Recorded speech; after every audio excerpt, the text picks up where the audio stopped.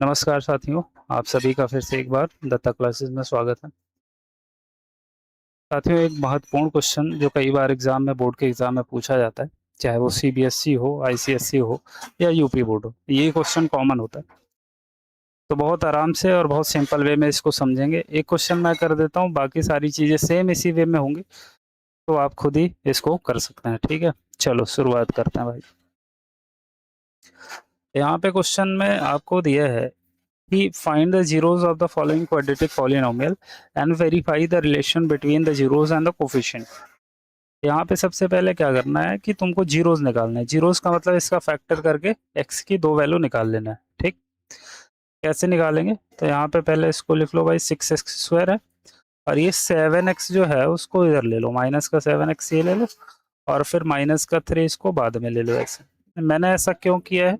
क्योंकि हमारा जो स्टैंडर्ड इक्वेशन होता है वो होता है ax² plus B X plus C का, है ना?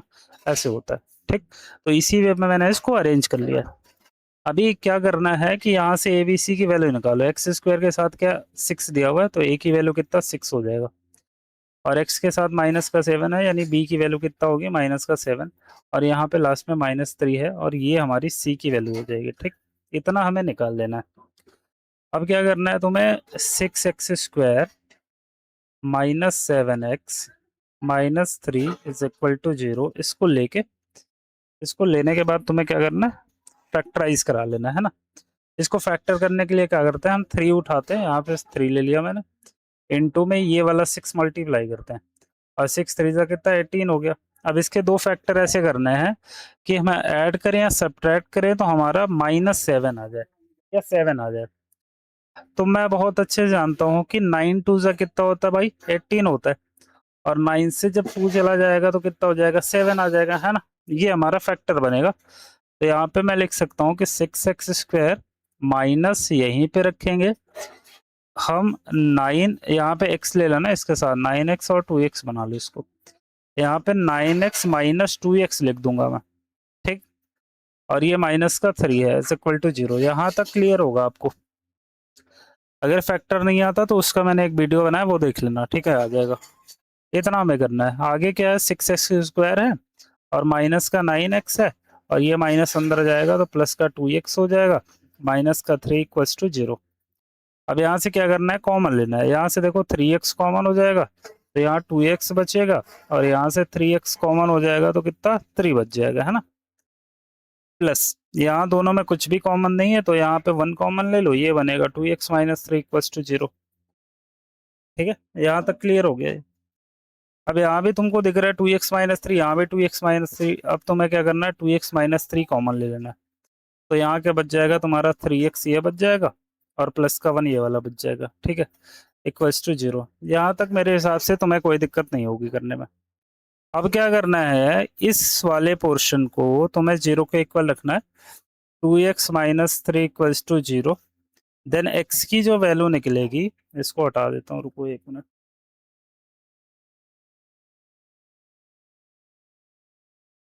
है ना? यहाँ से फिर 2x इक्वल्स टू कितना 3 हो जाएगा, x की वैल्यू 3/2 आ गई। ठीक है, ऐसे जब इस वाले पोर्शन को तुम 0 के इक्वल करोगे, यानी 3x प्लस 1 इक्वल्स टू 0, तो x की वैल्यू जो निकल के आएगी वो -1/3 आ जाएगी। ठीक, ये दोनों वैल्यू आ गई। पहली जो x की वैल्यू उसको हम अल्फा मान के चलेंगे और दूसरी वाली ये वाली वैल्यू इसको हम बीटा मान के चलेंगे। ठीक है, अब देखो, अब रिलेशन इनका वेरीफाई कराना है। उसके लिए हमें क्या करना है, हमें ले लेना alpha plus beta equals to -b/a। ठीक है, एक ये ले लेना है, फिर लेना alpha into beta is equal to c/a। ये दोनों ये रिलेशन को वेरीफाई करते हैं कोफिशिएंट और 0 के बीच, है ना? अब मुझे बताओ अल्फा की वैल्यू कितना है, तुम कहोगे सर 3/2 है, वो ले लेते हैं। प्लस बीटा की वैल्यू बताओ कितना है, -1/2। तो एक काम करो, यहाँ से तुम इसको हटा लो प्लस को और यहाँ पे सीधा -1/3 लिख लो, है ना? माइनस बी की वैल्यू बताओ, बी कितना है? बी की वैल्यू यहाँ से देखो, ये बी की वैल्यू कितना, -7 है ना? ये -7 ले लिया। और ए की वैल्यू बताओ कितना है, ए कितना था भाई, ए तुम्हारा था 6। ठीक है, अब यहाँ देखो 3 और 2 एलसीएम लोगे तो कितना आ जाएगा, 6 आ जाएगा, और यहाँ 3 3 जा 9 -2 आ जाएगा, ठीक है। यहाँ पे देखो माइनस माइनस प्लस हो जाएगा 7 और नीचे 6 है, 9 से 2 चला जाएगा, 7/6 यहाँ भी आ गया और 7/6 यहाँ भी आ गया। अब तुम देख रहे हो कि एलएचएस और आरएचएस इक्वल है, तो यहाँ पे लिख दो LHS is equal to RHS, ठीक है। ये रिलेशन वेरीफाई हो गया, ठीक है।